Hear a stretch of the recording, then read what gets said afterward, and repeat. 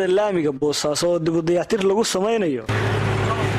wadadan oo aan helin dayactir wixii ka dambeeyay burburkii dalka ayaa haatan la qorsheeyay in la dhameystiro dib u dayactirkeeda waxaana hawsha dhismaha iyo kan dayactirkeeda gacanta ku haya guddi loo xil saaray. dareewalada gaadiidka ee ku safra wadadan kuna kala goosho gobolada dalka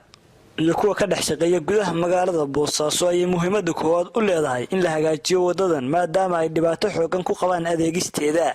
hase yeeshee injineer Malfo kamid injineerada gacanta ku haya wadadan ayaa sheegaya in rajada laga qabo dayactirka wadadan ay tahay mid aad u wanaagsan waxaana sidoo kale uu sheegay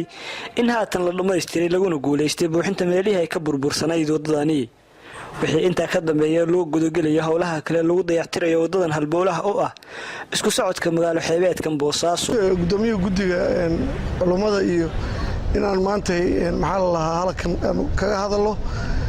ilaa iyo hadda wadada waagi hore waatay faysasahaydo dayactirka waxaanu 3 meelood oo 2 meelood godadkii baanu daboolay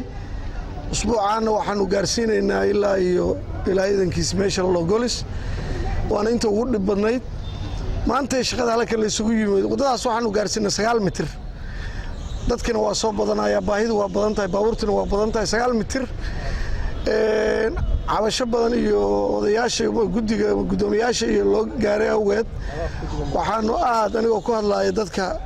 faraha ku haya meeshan ka shaqeynaa magacooda waxaanu gaarsiinay cabirad bal meeshay marayaan waxaanu isku daynay si baabuurtu ay u hesho 2 dariiqo ku kala leexdaan in lagu daro 2 mitir iyo mitir kale dadku maro marshabiyeedana intaasba in la helo waa cabirnay meelaha caqabadaha waa la soo calaamadeeyay.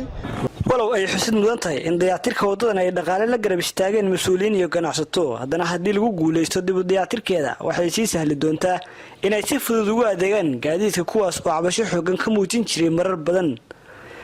hase yeeshee Cabdisalaam Bashiir Cabdisalaam duqa degmada Boosaaso ayaa sheegaya ballanqaadi lacageed oo dhan $150,000 oo looga qayb qaadanayo dayactirka wadadan ay ka heleen madaxda sarsare ee dowladda federaalka Soomaaliya gaar ahaan Ra'iisul Wasaare Mudane Xasan Cali Khayre taas oo dhabaha u xaareysa in wadadan ay hesho dhaqaale badan oo sahlaya in lagu dardargeliyo dhismaha iyo dayactirkeeda sida ugu dhaqsiyaha badan. haddaan nahay maamulka degmada magaalada Boosaaso in wadadan laga dhigo wado 12 mitir ah 11 mitir oo loogu talagalay laami ee dadku baabuurta ay maraan iyo 1 mitir oo loogu talagalay in dadweynuhu ay maraan. waxaan rabaa inaan si gaar ah uga mahadceliyo Ra'iisul Wasaaraha Dowladda Federaalka ee Soomaaliya Mudane Xasan Cali Khayre oo in wadada tan maanta aanu ku fakarno inaanu 2 seed ka dhigno waxa weeye shak ku lahaa door weyn. si kastaba ha ahaatee haddii lagu guuleysto dib u dayactirka wadadan waxay noqon doontaa culayskii ugu weynaa oo ka dega shacabweynaha ku dhaqan magaalada Boosaaso kuwaas oo dhibaato xoogan ku qabay adeegista wadadan.